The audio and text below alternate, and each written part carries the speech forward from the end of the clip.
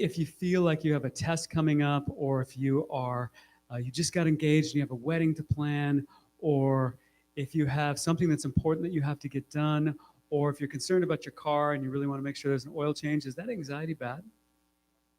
No, it helps you to do what you're supposed to do. So anxiety doesn't have to be bad. So I'll go back to David. Yes, and maybe no, right? Or it depends. And Kim said, it depends on when it starts to impact your life. Now, what about anxiety over things that you can't control? Right? Yeah, because there's nothing to do with that. And when there is a perseveration or a continual focus on things that you can't control, it starts to become chronic. Meaning it starts to happen every day, and it starts to happen more and more, and it starts to impact your ability to focus on other things. And that's when it becomes bad. And when we're talking about anxiety and we're talking about this, the definition is that it's happening more days through the month than not. Okay? And it's happening more through the day than it's not happening through the day. And it's negatively impacting what you can get done with your day. Okay? And so about 20% of our American populace has this and growing. Like I said, it's the number one growing mental health problem that we have. So when we're talking anxiety, we're really talking about the downside of it, not the fact that everybody really wants to eat, so you have to motivate yourself to get up out of bed and go to work, right? Some of that anxiety can be positive, okay?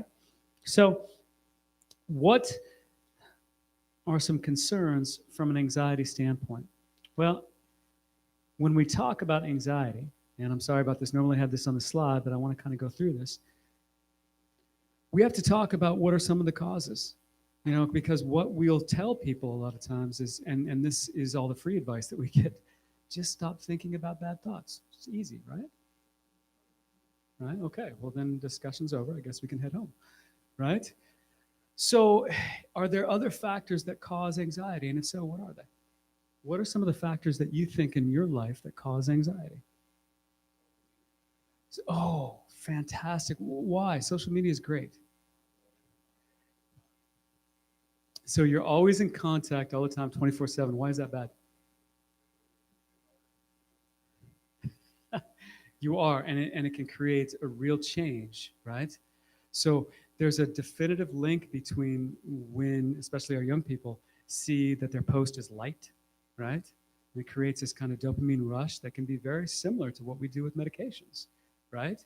And if they don't get that, there can be an alternate hormone that's released that's very damaging, right? And it can create more stress. So connection can be good until it's too much connection, and that'll bring up a point later about how do we try to find rest from some of that connection. What else? What are some of the other drivers that you think that cause anxiety? Yeah. Past trauma. Why? It's in the past. It's not in the past. Yeah, you're right. So this is really important for us to understand how the brain functions, okay? Everybody take your hand and go like this, okay, to the side. Put your thumb across your palm, okay, just like this. And I want you to wrap your fingers forward like that.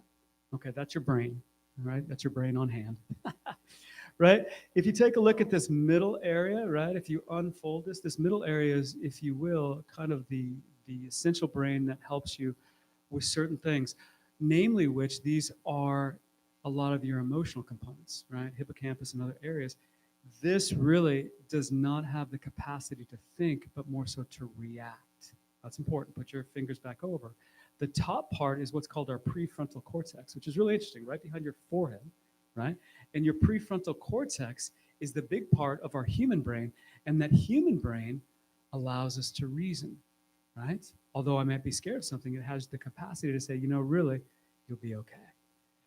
But if you have trauma and trauma and trauma on that smaller part of the brain, that emotional center, if that center gets activated over and over, it actually can disconnect the top part of the brain, right?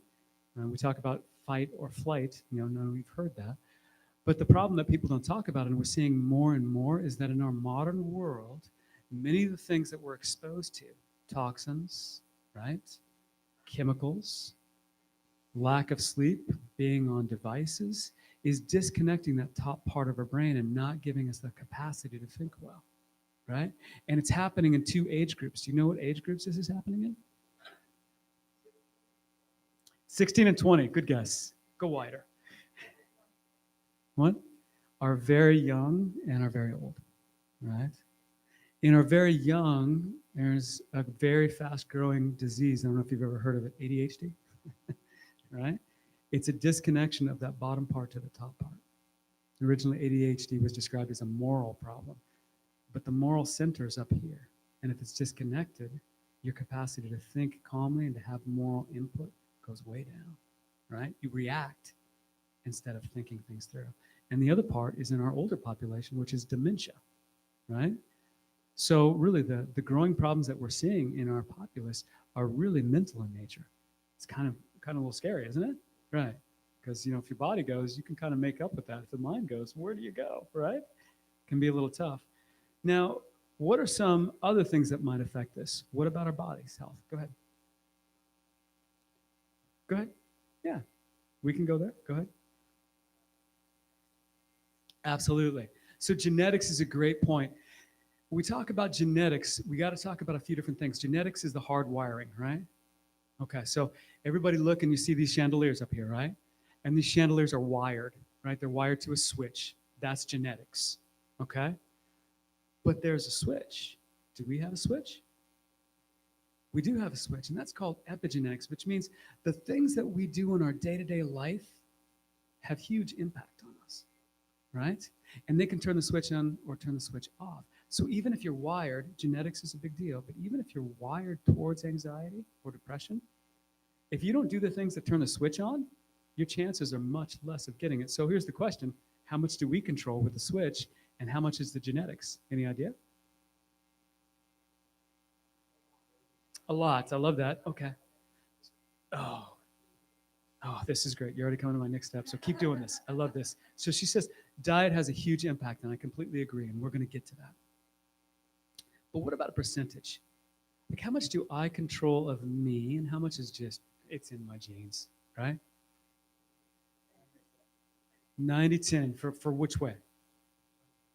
90% that you control. Yeah, really good guess.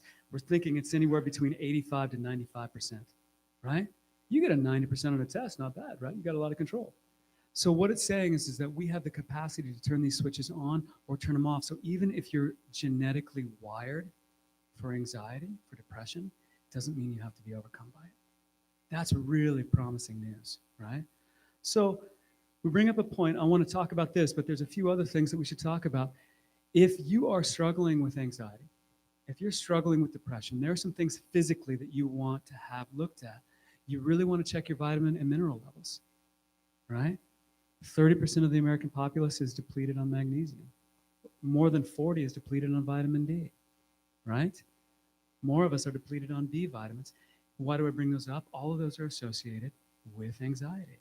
So if you don't know where your B vitamins are, you don't know where your magnesium is, you don't know where your vitamin D is, a lot of times if you replace these, the anxiety will get better. So there's very real things that can affect you, right?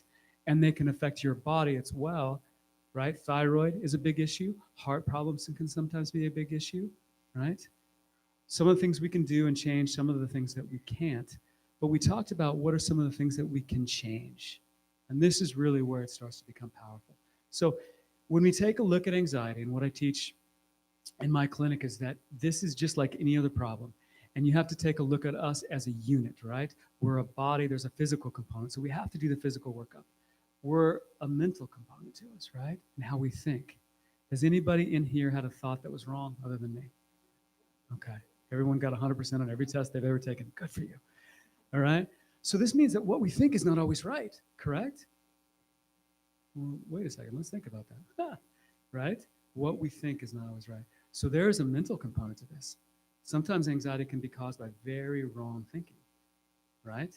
And there's a spiritual component to this, okay? And the spiritual component, it depends. When you're dealing with people on a spiritual walk, you have to be careful with how we do that. There's, churches can have very similar doctrines and understandings, but someone who doesn't might not understand what the spiritual component is. So how would you explain to that person, what's the spiritual component of anxiety?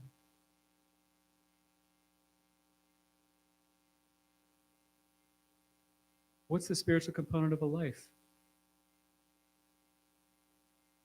It's what?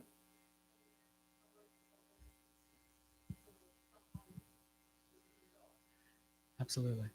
Now, we have to be careful with this, especially as we work within, because I will tell you that I have people in my practice that are physically healthy, mentally healthy, and spiritually damaged, and they're not healthy.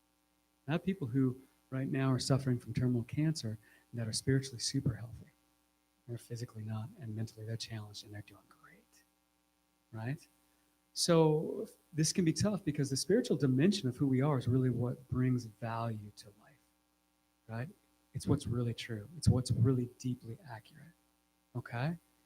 And we have to be careful when we share this too, because it can be very anxiety provoking to think that there's somebody that's larger than us out there and someone that's not good. And this is a lot of what I see. What I see spiritually is a lot of damaged people.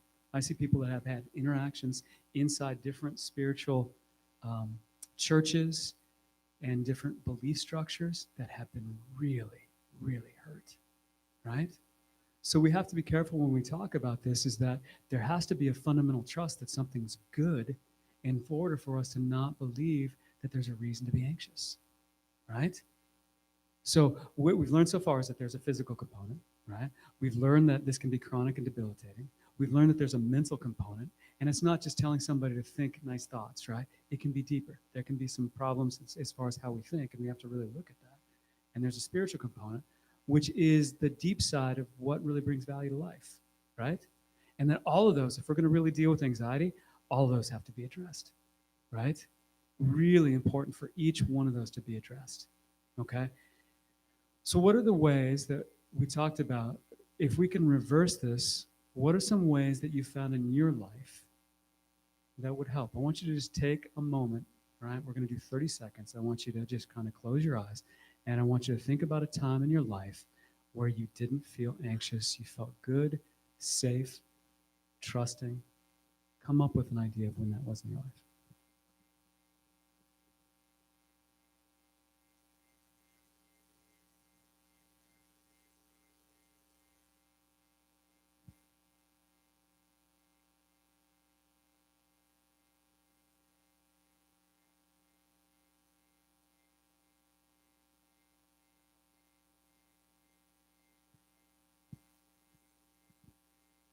Okay, does everybody have something? All right. Do you know what just happened there? You just improved your immune system. Wow. Okay, somebody comes to me and they say, I want a treatment for anxiety. What you just did is, for the next 6 hours, your immune system just got elevated by thinking about something that was good. Did a great test in the University of Wisconsin with pregnant females. Well, it can be other than pregnant females, but with pregnant ladies that had come in and they were going to get the flu shot. They told one group for 6 minutes to think about the worst thing that had ever happened in their life. They told the other group to think about the best thing that ever happened in their life. And the immune response from the ladies that thought about the best thing that ever happened in their life was 50% greater than the other immune response. When you think about things that are good on purpose, your heart rate goes down, your blood pressure goes down. There are hormones that are released that help you feel better, and your immune system is stimulated for the next 6 hours. Now, I'm not going to ask you to do it, but if you were to think about one of the worst things that could happen in your life, you talked about past trauma. This is huge, right? How long does your immune system get depressed? Because it does. Do you know? I'll give you a hint. It's way more than 6 hours. You say days, limit it to a day. 24 hours. So do thoughts matter? And so this brings up an interesting concept, because we're going to talk about treatments, right? So talk to me about treatments. What are some treatments that you've heard of for anxiety? We just talked about one and thoughts, but if you go normally, or if you look at the average person that goes into a doctor, what are the treatments that they're going to recommend? Oh, so exercise, I was never talked about exercise at all in the years of training I had until I did integrative medicine. But that's great. And exercise, let's hold on to that. I love that one. Yes. Medicine, yeah. Okay, good. Go ahead, Steve. So walking, similar to exercise, very good. So let's talk about those. So this is a really good thing. We've got two really different views here, right? One is saying medicine, and I'm not saying you're saying that, but that's what will be given. And another viewpoint is, well, what about exercise? And what about, I'm sure lifestyle is going to come up, especially in our group here, right? What's wrong with medicine? Side effects. Okay. Yeah. If I take a look at the side effects of most anxiety medications, what do I see? What? Suicide. Are you aware of this? So the black box warning on our common anxiety and depression medications, and it used to say from 0 to 24. I don't know how they got 0 and tested that, but under 24 was an increased risk of what's called suicide ideation, meaning the idea of suicide starts to happen more and more, and the potential for suicide goes up. Interesting for a depression med, right? Eli Lilly was just found to be guilty in fraudulently claiming the information. This happened 3 years ago because the data actually showed that it was actually up to 65, not 24, 65. 65 years of age, meaning that your suicide ideation will go up to 65. So this means the majority of people that are taking medications, this is a potential risk or side effect. Insomnia is another one, which is a major protective factor, right? Now, at points, I will tell you, and I've seen this, that anxiety medications can help someone, sometimes even the short stage. But I've never had a patient successfully have a reversal of their anxiety on medication, ever, right? So medications are kind of like a Band-Aid. They can be effective, but not super effective, and they have side effects, right? So unfortunately, and you should understand this, in our medical world, most doctors, right, most providers are only taught what they know, right? Which means they're taught about medicines and they're taught about the benefits of medicines, but they're not necessarily taught about the side effects, and they're definitely not taught about lifestyle. Okay, so they did a journal article in 2017, Scientific American, on depression and anxiety. And they studied the literature. And you know what the number one treatment for anxiety and depression was? Oh, volunteering's good. It wasn't number one, but it's up there. That's great. And you bring up a really good point. What's that? Grateful is another one, and they actually did a study on that called Three Good Things, which we'll talk about in a little bit as well. But that's good, but there was something even better. Sleeping was so we're really coming up. So having a good sleep cycle, but the sleep cycle had to be within your circadian rhythm, so that's good. Sunlight, okay. Sunlight was good from a vitamin D standpoint, from an immune standpoint. And in the morning, if you get it in the morning, blue light specifically in the morning, it will help set your circadian rhythm, which means it will prevent you from getting anxiety and help. So yes, that was good as well. Deep breathing was good for acute. So you all are doing a great job. Positivity, which is like gratefulness, yes, it was very, very important. Thank you. Yeah, which you brought up earlier, right? Right? Exercise was the number one cure. Now, let me say that again. Exercise was the number one cure for anxiety and depression. How many doctors conventionally are sharing that right now? Very few, right? So just be aware that a lot of this, you have to be able to do some of the literature and the research yourself. But there was no drug that was tested that was even close. Exercise by far is the best cure for being able to reverse, not just to treat the symptoms, to reverse anxiety. The hormones that are released in exercise are essential for reversing, right, anxiety. So we have to ask ourselves then, what's exercise? Does this mean that I have to be lifting like Arnold Schwarzenegger, or that I have to be a marathon run rate, or go ahead. Running, yeah, running can be one of them. But as far as exercise, what's the level where we're talking about here? So modern aerobic exercise was good. There was one that was actually better, and I'm going to give you a hint. How do kids play? Oh, bursts. Isn't that interesting? You ever watch your kids? They go, full out, and then they're just and it calms down, and then they're back at it. Turns out that the best way to exercise is intermittent, right, interval, right, exercise, and at a higher intensity. Now, you have to be careful. Some people can't do this. What about if you can't do high intensity interval training? Should you give up? Does it matter? Do what you can, right? The majority of the benefits, about 70, it depends on what study you look at, 70 to about 80% of the benefits of exercise actually come from walking alone. So when walking came up, walking is a great exercise. When's the best time to walk? Morning is good. And then, what'd you say, Kim? After a meal, but you got to be moderate after a meal. Exactly. That's really, really helpful for decreasing blood sugars and stabilizing them. And that's really helpful for decreasing anxiety. Yes. When's the best time to walk? Every day. I love that. That's fantastic. Yes, every day. I want to talk about some of these other treatments, though, because these treatments are super effective. So we talked about sleep and we talked about light. Why are sleep and light so important? Correct. When we go into a nighttime rhythm, right, which is, and I'm sorry we don't have the slide, but it's called a circadian rhythm, circa about a day rhythm. The nighttime hormone that we have is melatonin. Okay, melatonin comes on at about 8 to 8:30 at night. Anyone else besides me start yawning around 8:30? Right? Okay. If you push back on that, you'll stay up and you won't rest and digest as well. What's the thing that's going to stop your melatonin from being produced at night? What's the thing that you would do? What's that? Screen time. Why? What does light have to do with melatonin? Why?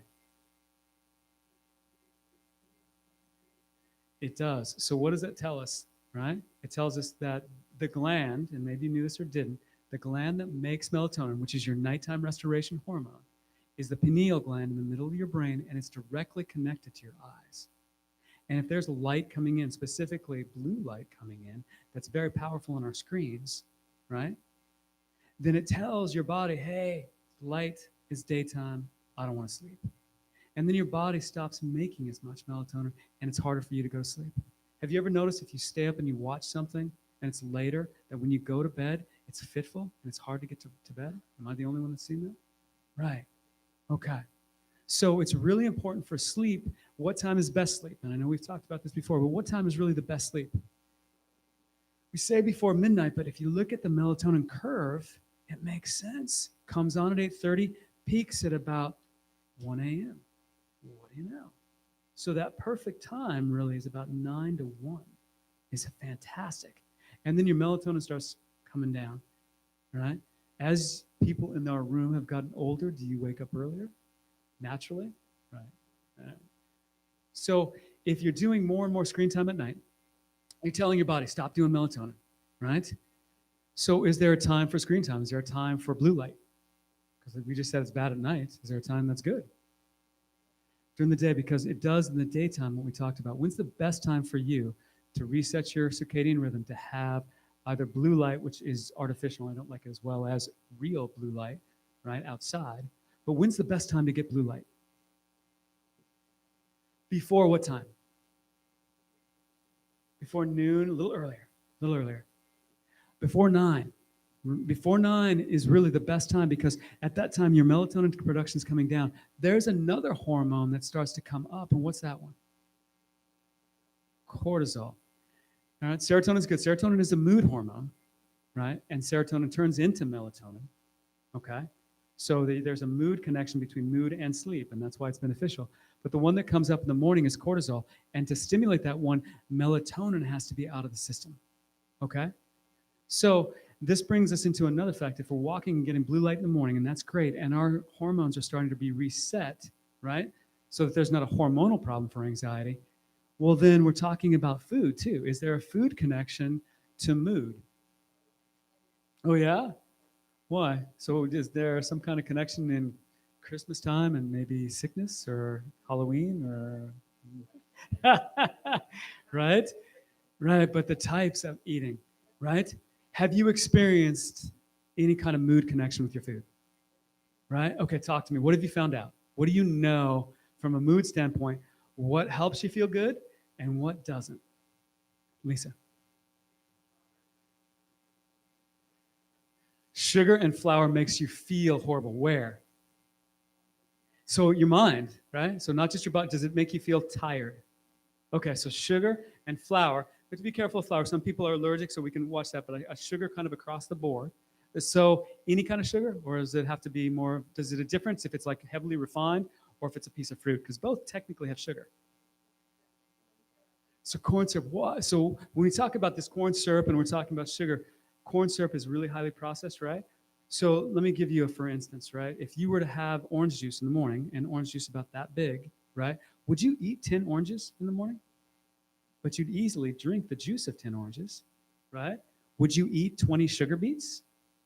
No, but you'd easily drink something that maybe had 20 sugar beets worth of sugar in it, correct?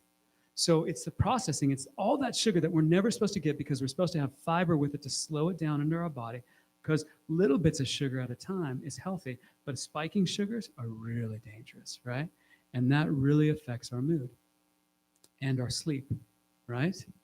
Okay, what other things, what other foods affect? Sugar, processed sugar, anything else? Salt can, absolutely. A lot of salt can, and it alters your blood pressure and it alters the capacity for blood to actually mobilize in your brain, right? Because it squeezes down.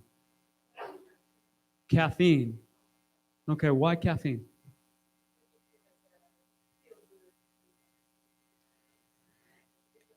Yeah, it does. You know, we've just touched on something really, really important. So let's just take a moment to review this. People know this. Why don't they choose it?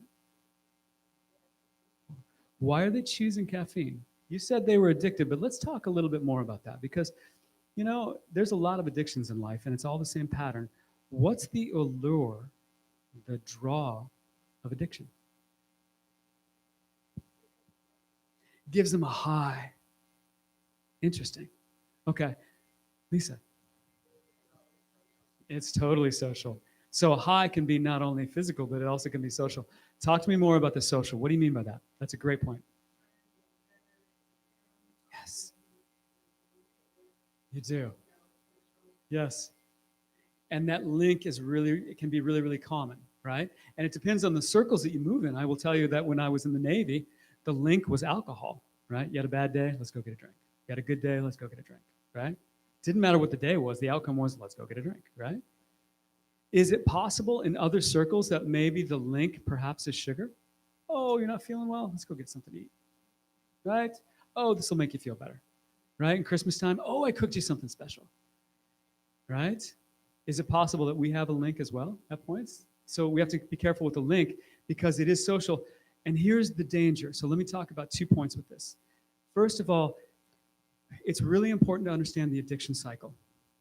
The addiction cycle is that when anything that you do, it gives you that kind of spike.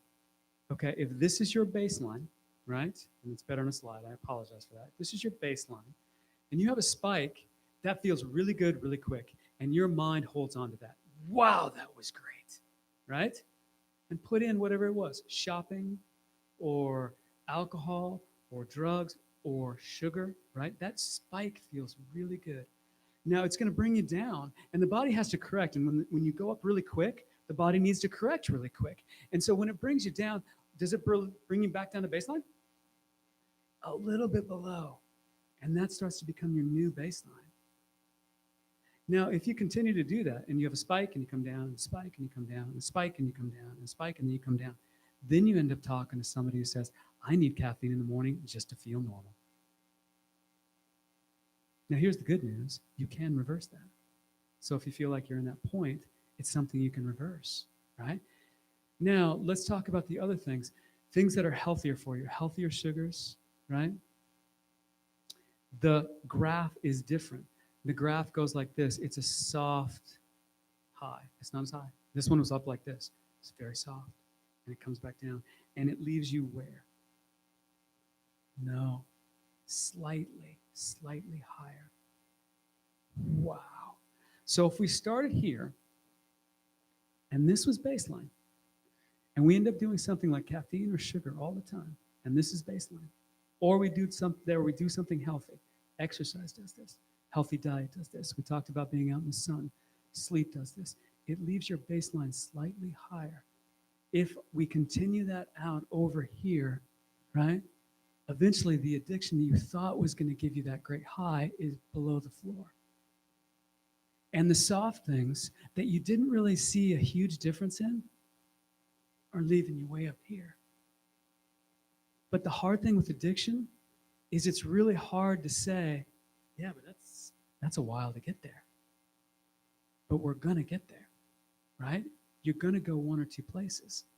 And so this is the allure. And if you understand psychologically what the allure is, that you're going after that rapid high, it can help you sometimes. It really can. Okay? So I'm going to pick on caffeine again just shortly. Caffeine does two really, really hard things. It spasms your blood vessels, which increases your, right, your blood pressure, but it decreases the flow to your brain. Very dangerous. It decreases the flow to your kidneys, decreases the flow to your heart, and it gets into your bladder, and your bladder does not like caffeine. It irritates it. So your bladder says, I need to get this out, and you go to the bathroom over and over and over to get that out of your system. What happens to your water intake if you do that? What happens to your hydration? It goes way down. It takes 2 glasses of water of the same size as a cup of caffeine to be able to get you back to baseline. So I have people all the time tell me, I just have 1 cup a day. And I have to ask them, what's 1 cup mean? Because 1 cup can mean or that, right? Okay, so I'm very careful. I had a very good patient who told me that very early. Just get 1 cup a day. It's one of those Dunkin' like 84 ounce. And I thought that's really not a cup, but we'll go with this. Okay, so think if it's just 8 ounces, you need 16 ounces just to get back to baseline. Not hydration, because you're losing things through breathing, through exercise, just to get back to baseline, right? And water is really what we need for our chemical processes to be able to work well. And a lot of times the headache that will happen, right? Anxiety that will happen, or what caffeine does in twofold is it makes your heart run fast. And then when you're dehydrated, your body has to say, you know, I've got less fluid. I need to move this blood around faster. And the only way to do that is my heart rate to accelerate. Realize that anxiety can drive your heart rate up, but your heart rate can drive your anxiety up. So if you're walking around all the time dehydrated or on caffeine, your heart is racing.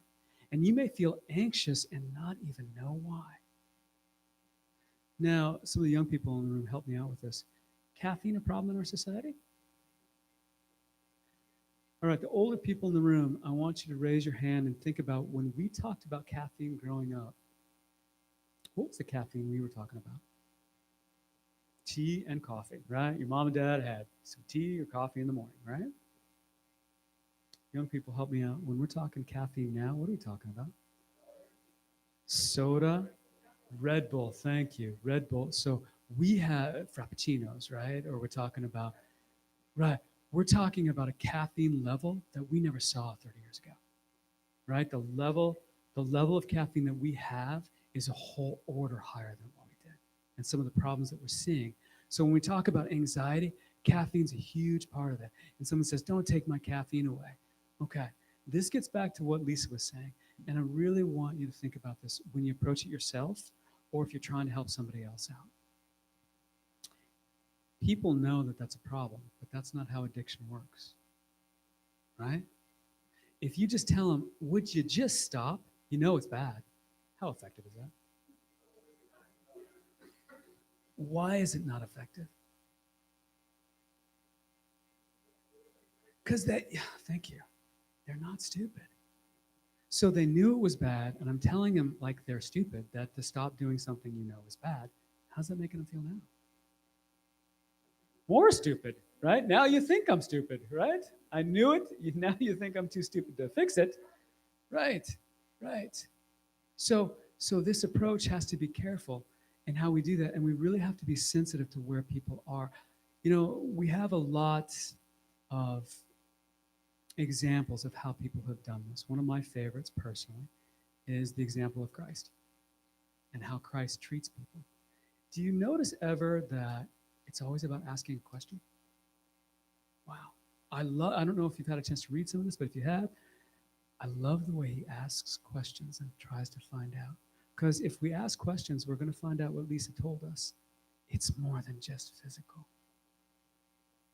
When I find out why people do caffeine, it's because that's my connection time with my husband in the morning. You know, I do caffeine not because I know I even need it, but it's my only time of quiet in the day. I sit down with a good book or I do my worship, and it's just calm. And my life is crazy. I need some calm. And I know that when my coffee is done, I can go on and do my day. Right? I have a young gal who was pregnant and was smoking. We were trying to help her stop smoking. And so I just asked questions. Why are you doing this? Now, that's not offensive, right? I know you're smart. Why are you doing this? She said, smoking gives me a chance at work to go out and get a break. And I can't get one otherwise. And I am frazzled. Do you notice something that's happening here? And it's really cool because this is how sin works. Sin, or addiction, or problems, or challenges, fill in the blank, right? This is how addiction works. You're always going after something good. I'm going to say that again because that sounds a little weird. You're always going after something good. Doesn't mean that the method is good. But if you dig down deep enough, you're going after something good, even if it's confusing. You may think that you're smarter than other people and that your path is better. But you're going after either connection, right, or wisdom, or joy. You're going after something. And if you tell somebody to stop going after something good, is there going to be resistance? Oh, yeah, because they're not stupid, right? But they're making an unhealthy link. And I love the way you said that, Lisa. They're making an unhealthy link between what it means to me that's good and the activity, which I know is not good, but I can't figure out how to get these two unlinked, right? So the first thing that often is helpful with these and changing, and I say this for anxiety, is what are you anxious about? You're probably anxious over real things. Or if someone else in your family is dealing with it, it's probably something very legitimate. And you are probably making some links that are unhealthy, but we have to be careful with that. We have to understand the good thing first. Okay? Once you understand that someone's going after something good, then the next question is that the only way to get there? Right? And this takes time and it takes connection. So if someone in your family, if you're dealing with this, it takes time to do this. These links happened and they take time to unhappen, right? So can you spend time and try to find time with this person on why they're doing what they're doing, and is there a healthy way to change it, right? Is there some other method you could come up with for morning worship that's not coffee? Is there some other method you can come up with that's time away from the busy schedule you have that's not smoking? Or is there some other way to deal with this situation without having to go to anxiety? I'll tell you another important part of this, though, that we don't talk about is that you have to be safe enough with somebody to not have it be shameful. If shame is involved, right, you've lost trust and the ability for somebody to know that they love you. And Kim, you said this earlier. You know someone loves you. Someone greater loves you. And if you lose that trust, now that relationship's broken. And it's the same for us as well. So it's trust to know, I know you're in this place. I know it's a hard place. Let's find out what you're going through and why, what you're going after that's good. And then the person's smart. Through time together, through help, they're going to come up with a better way to do this. But you got to encourage them, especially if they make a mistake. You got to encourage them. Okay? So we've learned a lot about the natural treatments for anxiety.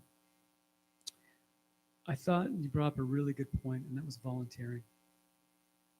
Anxiety is really, really helped, and depression is really, really helped when you choose to spend some time outside of social media, right?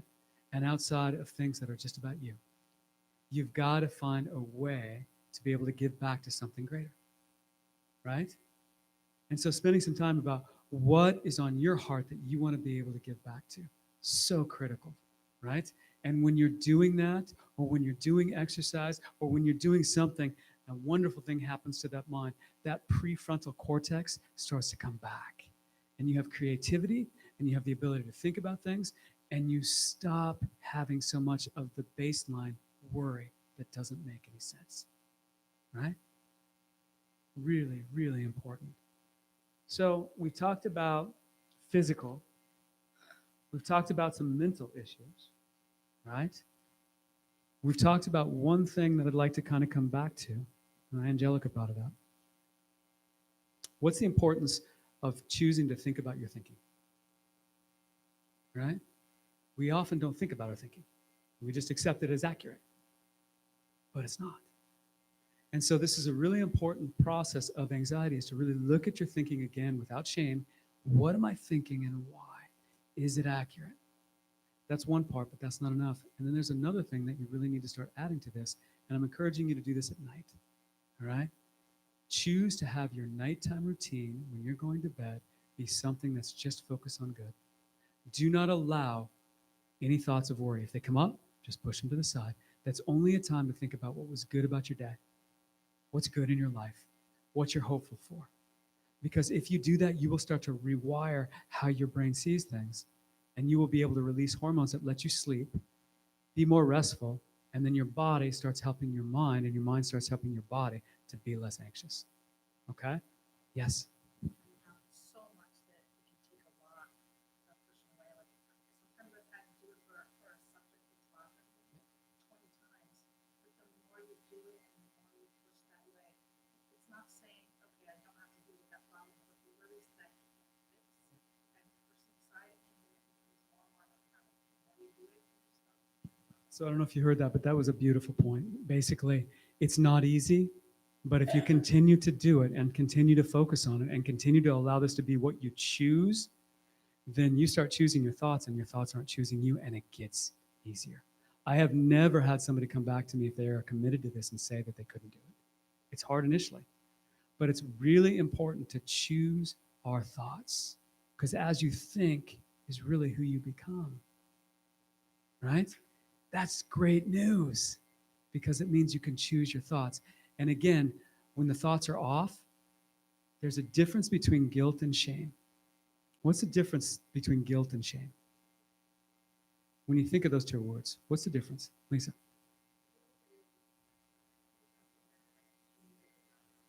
I love that. Guilt is I did something bad. Shame is I am something bad. Is shame useful in this process? Right, because what do you do with I am something bad? It's hopeless. There's nothing you can do about it. Guilt can be fantastic if you use it to fix something. I did something wrong. Fix it. If it turns into I am something wrong, oh, we got a problem. So that's one of the thoughts that you want to keep thinking about, right? Because it's not about being something wrong. It's about choosing to think about what can you do that is right, because the mind can't think in negatives, right? Let me give you, I use this example a lot, but I love it. If I bring a 7-year-old into my office and I put a piece of chocolate cake on my desk, right? And that kid likes chocolate cake. And I tell that kid, don't think about the chocolate cake. Don't look at the chocolate cake. Don't even pretend like it's in the room. What is that kid thinking about? Right? This is really important for how the mind works. Very important. You have to fill your mind with good thoughts. You have to choose to meditate on things that are pure and good and noble, because the mind can do things, but it can't not do something. That's not how we're wired. All the kid hears is chocolate cake, right? And that becomes the go-to. So if you're going to change your thoughts, these thoughts have to be something that are purely, truly good, right? Things that you are really grateful for, things that are really good in your life, other people that you're grateful for. Try this, right? Come up with at least 3 good things that are in your life every night. And if you're married or if you have kids, share them at night before you go to bed. Super powerful. Okay? So we've talked about some of the physical piece, and things will come up as far as medication. What about herbs and all this? I'm going to leave those kind of things to discussions for another time. There are some very helpful herbs. There are points medications that are helpful. There are labs that you need to do. That's not the point of the talk today, right? Because that's really a discussion you should have with a knowledgeable provider. We've talked about the mental piece, right? So what do you remember about the mental piece? Because this is important. What was critical for the mental piece?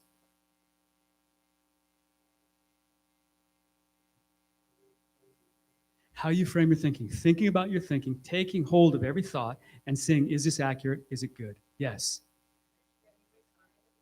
Getting rid of the negative thoughts and trying to reframe them in a positive. Yes, fantastic. And we want to do that through the day, but there's a critical time to do that. And when is that? Before bed, nighttime, because you've got to set the tone for sleep. Otherwise, the cycle starts to reverse, because we need that sleep, right, to be able to reset our system. Okay? So we talked about that. All right. What about the spiritual piece? Is there a role? I just did a talk on integrative medicine at the med school here in the state, right? And at the University of New England, it's an osteopathic school, and we believe that down there, where I teach, that the body is a unit of the body, mind, and spirit. But we never talk about the spirit. And so my question to them was, does the spirit have a place in medicine? We talk about it. Does the spirit have a place in helping with anxiety? Why? How? Ken?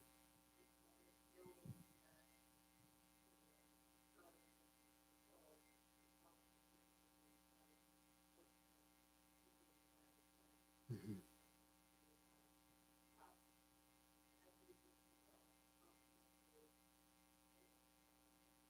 So all we have to do is think that one time and we're good, right? I agree with you completely. So the concept that it's going to work out okay. And then do we really believe that? And it depends. You'll know if you really believe it depending on what you really think about. If you look at your thoughts, you'll know what you really are allowing yourself to believe. But again, that can change. Yeah, go ahead. Yes. Oh. Yeah, this is good. Yeah, somebody that you can trust, and somebody that you can. You said confess your sins. What about for somebody who maybe doesn't hear that? What do you mean by that? Confess your sins, right? Because if you're going to talk to somebody who was maybe outside a church setting, right? How would you explain that to them?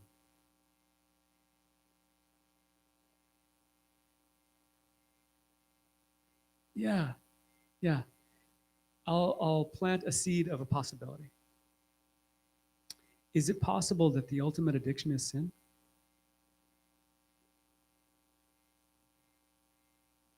Fill in the blank, right? So what we're really talking about is addiction. Let's talk about the definition of addiction. It's doing something that you know is bad for you and doing it anyway. Wow. Right? So somebody to say, you know what, I'm struggling to be able to make good choices. And I trust you and I want to just talk about it. Not because I'm stupid, right? Not because I can't figure out that it's wrong. I just want some connection. Is that important in anxiety? So this is a really important point for us to remember. If somebody is dealing with anxiety, or if you are, just being able to connect with somebody you trust and love is therapeutic. Oh, that's very important. You don't have to fix it, right? And if you're dealing with it, you don't necessarily need it fixed. You just need to know somebody's there for me. They care about me and they love me.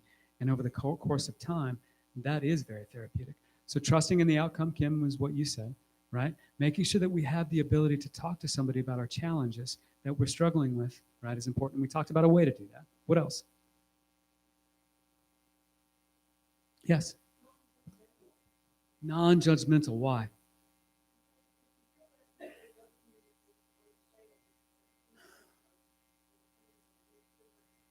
It does. Do you feel loved? If somebody's more interested in judging what you're doing is right and wrong, are they really concerned about you? Oh, yeah. Yeah. Would you open up to a person like that? It almost make you anxious. Right? It would me. Yeah. Right. So if we're dealing with anxiety, then let me add just an additional comment on this. Is it possible that sometimes we treat ourselves that way? And that's a person you can't get away from. So if there's judgment happening in your heart in a way that's not appropriate, I'll come back to guilt. If you did something wrong, that's a good thing. You try to make it right. If the judgment is coming back that you are wrong, that you are bad, and that's playing over and over and over and you can't get away from it, oh, it breaks down the very essence of you as a person. And so when we're talking about our thoughts, we also have to talk about how are we treating ourselves with our thoughts. Very, very important, right? And are we willing to give ourselves the kind of kindness that we would want to give to somebody else? Because sometimes we don't, right? Yes.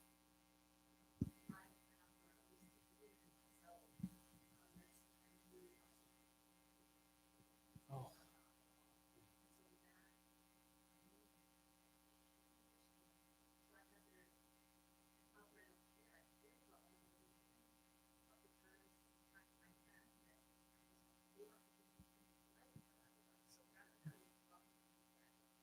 So the God brought up that sometimes you can think somebody's thinking something bad about you, but they're not really thinking that. And that can really put you at odds or be challenging. So what do you do? So you feel judged. So what do you do with that? Because where is that judgment coming from? Oh, oh. So I'll go back to what Kim said because I thought it was brilliant. If you knew that there was somebody that loved you, not for what you've done, but for who you are, if you knew someone loved you, right? Would you feel the need to be worried about what other people said about you? Oh, that's powerful healing, right? And I don't say it in a simple way because I know it's not easy, right? And I know that we all struggle with this. But it can be a real good barometer of how do I feel about this situation, right? Do I really know that I am treasured and precious and loved? Do I believe that? Because if you do, then there's no reason for those, oh, but that person thinks that about me. Well, that's their issue, but I'm okay, right? And the great thing that happens is that if that really is the case, and you know it's not about what you've done, then it means you can love other people because it's not about what they've done. Wow, right? It's just because love works, forgiveness works. And that's kind of spiritually the last thing that I'd really like to touch on. Forgiveness is critical. If there's something in your life that's not being forgiven, you're not forgiving yourself, you're not forgiving somebody else, you don't feel forgiven, you've got to address it. Because even though you think you can put it away, and I can exercise more, and I can eat vegan, right? It's still there, and it's going to eat away at the very insides, right? So knowing that you're loved, but making sure that you know that you're forgiven, and then that you can extend that to others. If that doesn't happen, anxiety is always a result. Yeah.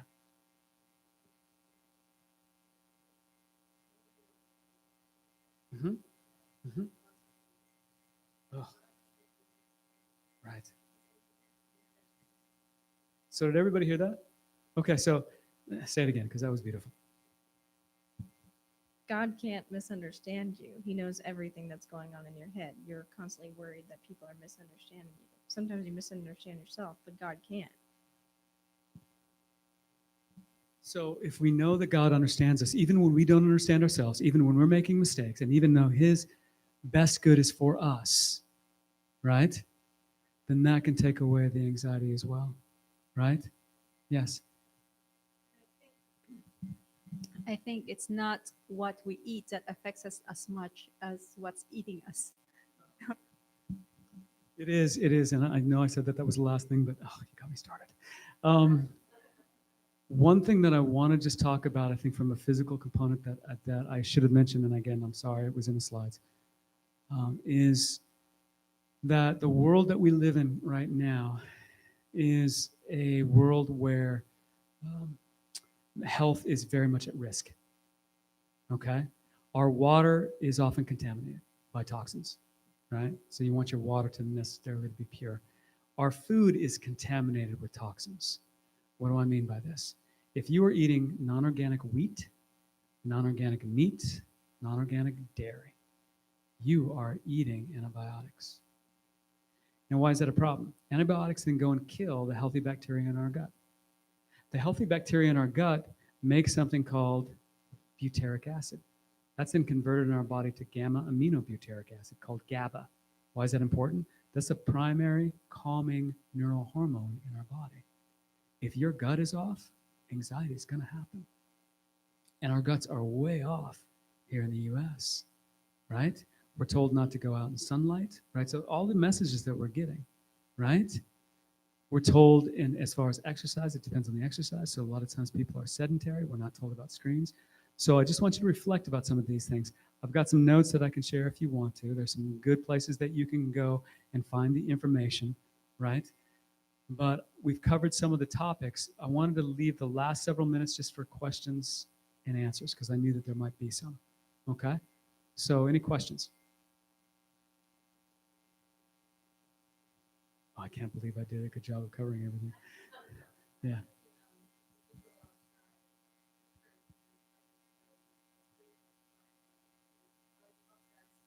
Yes. So I think that's a really good question. The question was, when you go outside the church, or someone who doesn't have any understanding that God exists or appreciation that God exists, right? How do you address that? And I would say it's the same thing as what we see in the Bible. You ask questions. If they know that you love them and care about them, and you ask questions, and what I do, I always ask a spiritual inventory when people come in, right? I either know their spiritual background, or if I don't, I say, the spiritual nature of who you are is what you hold core. It's what's dear to you and what is important in your life, right? People start to bring up things that are important. When you're able to have them see what's important in their life, most often they bring up things that are very accurate, okay? There may be a misunderstanding of thoughts, and this got brought up earlier. Sometimes we don't even think it clearly, right? But if you're able to, first of all, do what we've talked about, non-judgmental, seek to find out who they are, show them that you care about them as a person and not just what they do. Because if they think you're trying to fix them, if they think that you're trying to just convert them to convert them, where's the love in that, right? If you found something beautiful that you wanted to share with somebody and just give to them, they would feel loved. And it's the same process here. So think about it in terms that you think about it, but we have to be careful in the terms that we use, because people will not understand. You just need to pray more. They will not understand that Jesus will fix that, because they don't understand Jesus. And I have to say that even within Christian communities, take a look at the malalignment of the character of God. Most people want a relationship with God. So this is the thing to remember. In my setting, I found very few people who are adamantly opposed to any relationship with God. And even those people, generally, it's because they're hurt. So they want a relationship with God, but they're having a hard time believing that the image of God that they've understood is something that they want to get close to. Let me give you a personal example. When I was raised in the Catholic Church. I was told that I would stand at the gates of hell and with God, and I would look down at all the people burning and have a sense of spiritual satisfaction. I cannot tell you as a child that did that to me. I didn't know how to, it was linked, and I didn't know how to unlink it, that God would be happy with that. Okay, so then what does that do to your attitude and your picture of God? Oh, God's not very nice. I tell you, you mess up, he's got a 2x4 waiting for you. How do you have a loving, trusting relationship with somebody who you think is going to do that to you? It's a misrepresentation of the character of God. So if you want to get into somebody's life, then we have to be the accurate representation of the God who loves, right? And that doesn't mean that we don't share what is truth, but we share it in such a compelling way that we want the best for them, that they know that they're loved. And that does change people, right? So I think sometimes we forget it's just what we would want from people, right?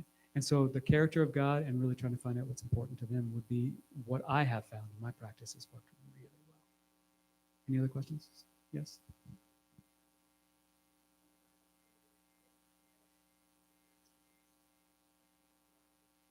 Yes. Yes. Yes.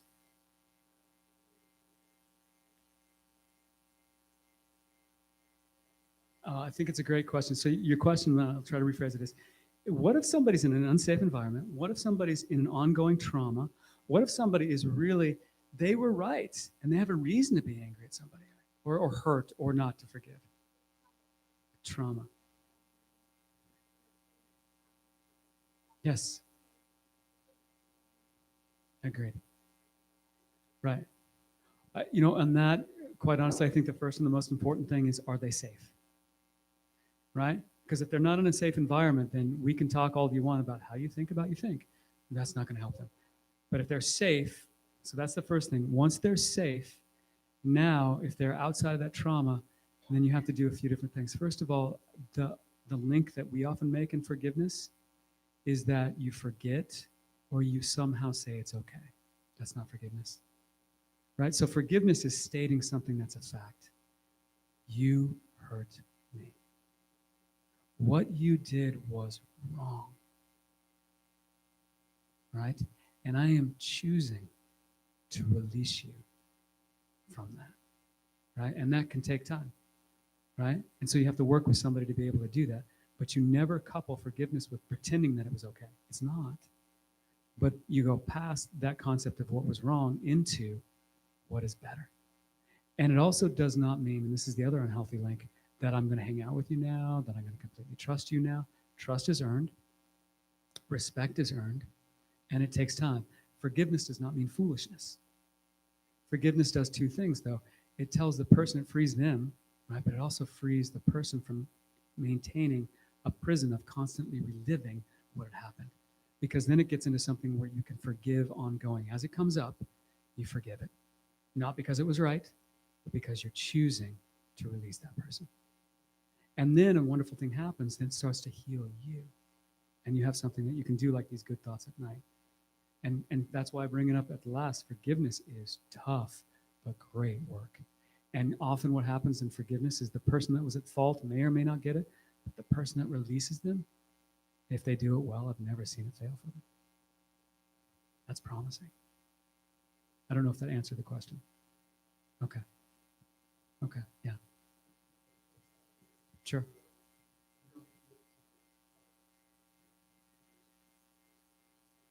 That's excellent, excellent comment. You don't give someone else the power to make you feel some way. And that I even like what you're saying is that no one can make you feel a way. So it's also about taking back the own responsibility that you had. And even as Christians, if we go back to Proverbs 16:1, right? The arrangements of the heart belong to man. The way you arrange your heart is a gift that's been given to us. The way that we choose to see things, the way that we arrange things, we need help with that, but the arrangements are our choice, not someone else's. So I think it's an excellent thought is to not give someone power over you. I think that's excellent. And to realize that no one can make you a certain way. You have the freedom to choose. It's very, very powerful. And forgiveness really presses that. I will tell anybody who's done big forgiveness work, it can be tough, right? Because the wrong is wrong, and the person may not be even asking for your forgiveness. But it's not about them changing, and it's not about them saying that they were wrong. It's about you releasing the unhealthy connection that you have with that person. Very powerful, right? Yeah, great point. Yes, Angelica. I was reading this morning Ministry of Healing, and it tells that we should not look to ourselves or study our emotions, because this is what the world usually tells, like reflect in your past. And so we are told, look to Jesus, don't keep looking to.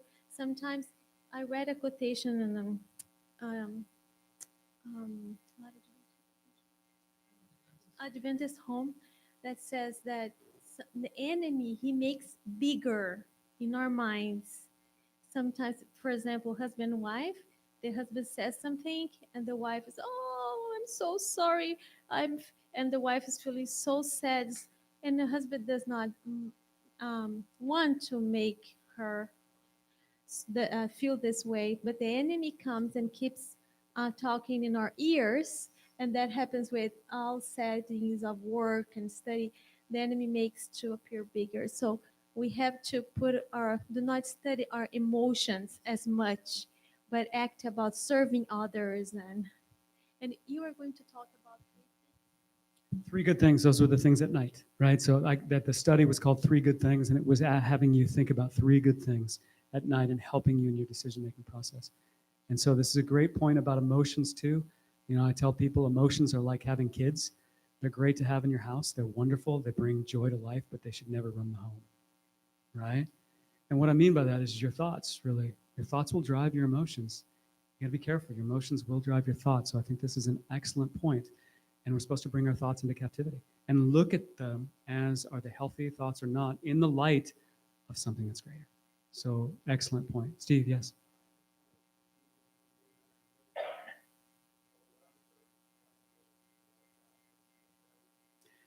Yeah.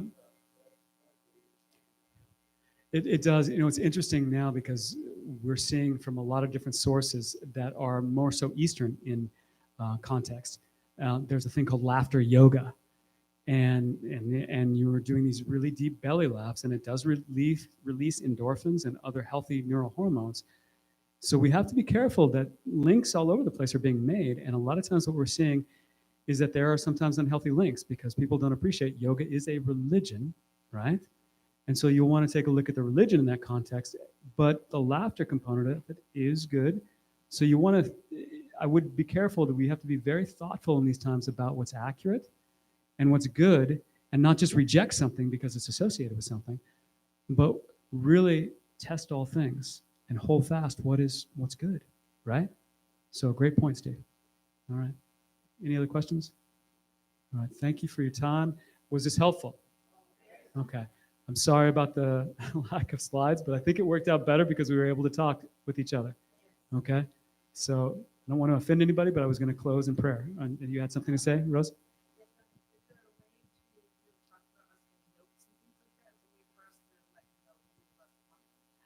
Talk to Rose about this, and I will try to put something together because a lot of this is going to be medical speak. So I'll try to see if I can't make it into something that hopefully makes sense.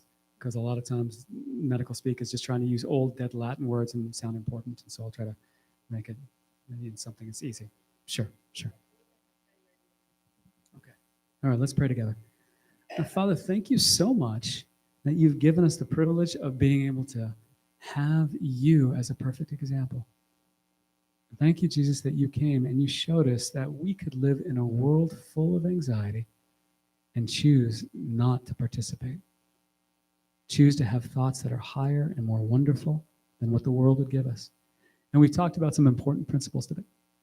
We've talked about the physical parts and the mental parts and the spiritual parts of what create anxiety. But more than this, we're praying that you will show us that in all these things, you are the one that we can count on to make things right and healed. And so I'm praying that the words that we spoke today and the lessons learned would be useful. And Father, not just for us, but for the people we're going to come in contact with, because anxiety is taking our nation by storm. People are nervous, and Father, they are nervous for good reason. There are big changes that are happening, but if they understand you as the author and finisher of our faith, they will be able to, excuse me, and they will be able to, without anxiety, embrace you and know that the future and the hope that they have in you is secure. In Christ's name, amen. Thank you so much, Dr. Zach. We are so blessed with what you have imparted to us this afternoon. For some of us who doesn't know Dr. Zach, he's an osteopathic family medicine physician that specializes in integrative lifestyle medicine in Brunswick. He uses natural medicine and lifestyle strategies with patients of all ages. Thank you so much again. We have the raffle girls. We have a book to give away this afternoon. Thank you all so much for coming.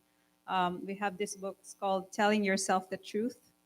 I don't know if any one of you have read this.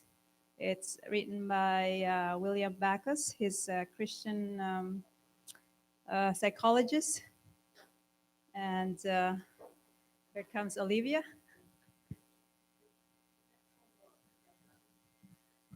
You like it? Hey. All right, Leanne Sargent wins the book. All right. Thank you so much, all. Every month we will have health emphasis, and we'll have a speaker to come every Sabbath, one Sabbath afternoon a month. So thank you for all for coming.